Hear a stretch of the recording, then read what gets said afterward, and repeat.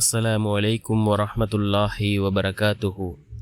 الحمد لله الذي نحمده ونستعينه ونستغفره ونؤمن به ونتوكل عليه أما بعد.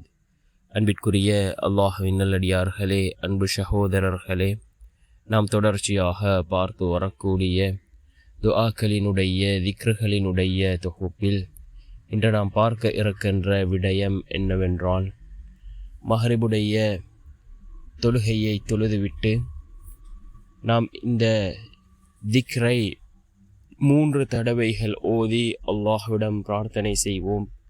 அல்லாஹ்வினுடைய உதவி நம்மை வந்தடையும். அதே போன்று வாழ்க்கையில் பல அதிசயங்களையும் அற்புதங்களையும் ஏற்படுத்தும். நம்முடைய தேவைகளை அல்லாஹ் பூர்த்தி செய்து தருகின்றான். அப்படிப்பட்ட மிகச்சிறந்த ஒரு திக்ரை தான் நாம் இன்றைய வீடியோவில் பார்க்க இருக்கின்றோம். அன்பார்ந்த சகோதரர்களே, அல்லாஹ்வின் நல்லடியார்களே, அல்லாஹ் ஜல்ல சுப்ஹானஹு வ தஆலாவுக்கு அழகிய 99 திருநாமங்கள் இருக்கின்றது.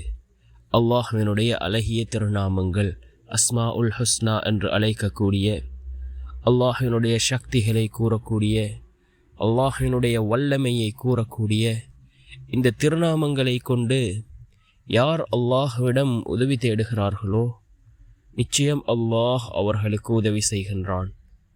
அல்லாஹ் தன்னுடைய குர்ஆனிலே குறிப்பிடுகின்றான், என்னை அழைக்கக்கூடிய நேரத்தில் என்னுடைய அந்த திருநாமங்களை கொண்டு என்னை அழையுங்கள் என்று அல்லாஹ் தன்னுடைய குர்ஆனிலே குறிப்பிடுகின்றான்.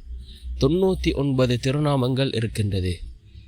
இந்த ஒவ்வொரு திருநாமமும் அல்லாஹ்வினுடைய வல்லமை, அல்லாஹ்வினுடைய சக்தியை, அல்லாஹ்வினுடைய தன்மைகளை கூறக்கூடிய இந்த திருநாமங்களாக இருக்கின்றது. அந்த திருநாமங்களிலே மிக முக்கியமான ஒரு திருநாமம், இந்த திருநாமத்தை நாம் ஒவ்வொரு நாளும் ஓதி அல்லாஹ்விடம் பிரார்த்தனை செய்து வருவதன் மூலமாக அல்லாஹ்வினுடைய உதவிகள் நம்மை வந்தடையும்.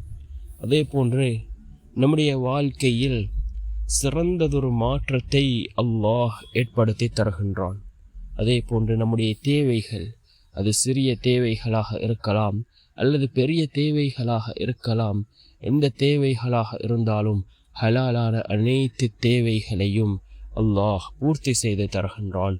அந்தளவுக்கு சிறந்த அற்புதமான ஒரு திருநாமமாக இந்த திருநாமம் இருந்து கொண்டிருக்கின்றது. என்ன திருநாமம்? அல்-கஃபார். அல்-கஃபார், யா அல்லாஹ், மிகவும் மன்னிக்கக்கூடியவன் என்று பொருள்படக்கூடிய இந்த திருநாமத்தை நாம் ஒவ்வொரு நாளும் ஓதி வருவோம். ஓதி அல்லாஹ்விடம் பிரார்த்தனை செய்வோம். நிச்சயமாக அல்லாஹ் ஜல்ல சுப்ஹானஹு வ தஆலா நம்முடைய வாழ்க்கையில் எல்லா நிலைமைகளையும் அல்லாஹ் சீர்படுத்தி தருவான்.